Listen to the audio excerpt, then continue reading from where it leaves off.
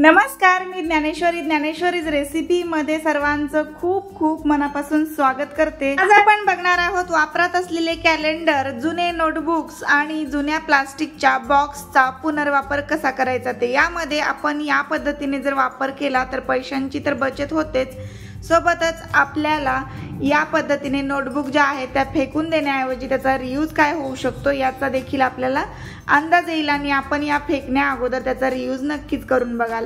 तर आपल्याला काय करायचं आहे की नोटबुक घ्यायची आणि त्याचं कव्हर असं फाडून घ्यायचं आहे। आतमधले पेजेस मी कट करून बाहेर साईडला टाकलेले आहेत। याला असं रोल करायचं आणि रोल केल्यानंतर यावरती लावलेला आहे मी रबर बँड लावल्याच्या नंतर आपल्याला हे कट करायचे।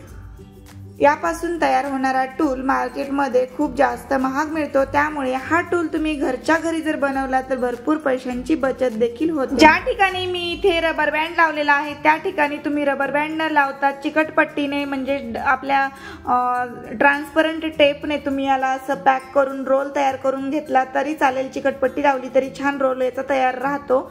या पद्धतीने व्हाईट शीट देखील तुम्ही टाकाऊ असतील किंवा मग ड्रॉइंगचे पेजेस असतील त्याचाही वापर या ठिकाणी करू शकता, किंवा नोटबुकचे कव्हर सगळ्यात बेस्ट आहेत। अगदी बेस्ट आउट ऑफ वेस्ट अशी एक छान अशी वस्तू तयार होणार आहे यापासून। तर याचा वापर आपण खूप छान आणि डेली साठी करू शकतो। खूप छान, खूप दिवस तुम्हाला ही वस्तू टिकून राहते, खराब तर अजिबात होत नाही। अगदी कशी ही वस्तू आपल्याला स्ट्रॉंग बनवता येईल आणि जास्तीत जास्त लॉंग टाइम साठी ही टिकून राहील यासाठी आपण काही टिप्स वापरल्यात।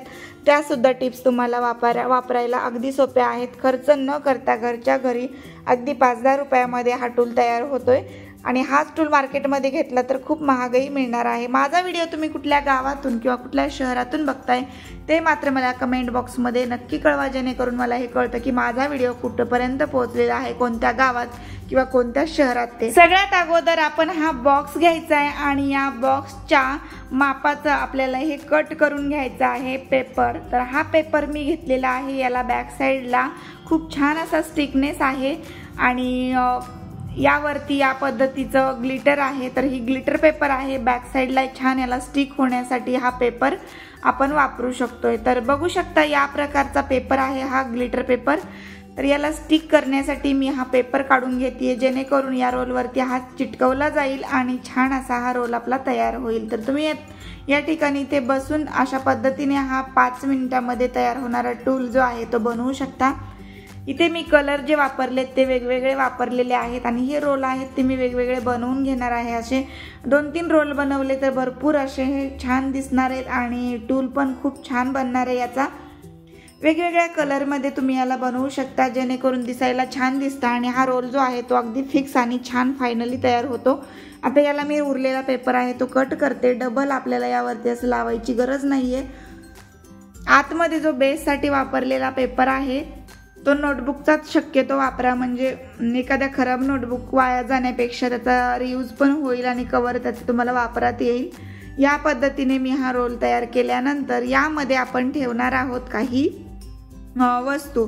तर यामध्ये ठेवल्या जाणाऱ्या काही वस्तू ज्या आहेत त्या म्हणजे आपल्या घरात उपलब्ध असलेल्या वेगवेगळ््या प्रकारच्या डिझाईनच्या बँगल्स असतात, तर त्या ठेवण्यासाठी या आपण ऑर्गनायझरचा वापर करणार आहोत। तर हे ऑर्गनायझर मी प्लास्टिकच्या एका अशा प्रकारच्या बॉक्सपासून बनवतीये। तर हे अशा प्रकारचा बॉक्स तुमच्याकडे जर असेल तर तो तुम्ही काढा बाहेर आणि त्याला स्वच्छ धुवून घ्या, त्यानंतर कोरडा करून घ्या तो बॉक्स। त्यानंतर आपल्याला या आकाराचंच हे टूल बनवायचं आहे।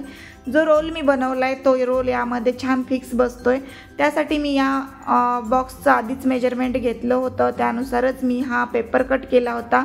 या पद्धतीने अशा प्रकारे हे बसलेला तयार केलेले सगळेच्या सगळे बँगल साठीचे हे रोल यामध्ये ऍडजस्ट करा। 2-3 रोल सहज बसतात। अशा प्रकारचा बॉक्स असल्यानंतर त्यावरती तुमच्या हव्या त्या बँगल्स तुम्ही फिक्स करून ठेवू शकता। सध्या माझ्याकडे एवढ्याच बँगल्स आहेत, त्यामुळे मी इथे 2च रोल बनवलेत आणि त्यातला एकच यामध्ये बसवलाय, तर दुसरा अजून बसवलेला पण नाहीये। तर बघू शकता 2-3 रोल जरी बसले तरी खूप छान मुलांचे तुमचे छान पद्धतीने बँगल्स यामध्ये सेट होतात। शोकेसमध्ये हवं त्या फॉर्ममध्ये अगदी उभं आडवं तुम्हाला पाहिजे तसं तुम्ही याला ॲडजस्ट करून ठेवू शकता। बॉक्सही तुम्हाला तसा आवडत नसेल त्याला ग्लिटर पेपरने छान असा डेकोर करा आणि त्यानंतर तो वापरायला ठेवा।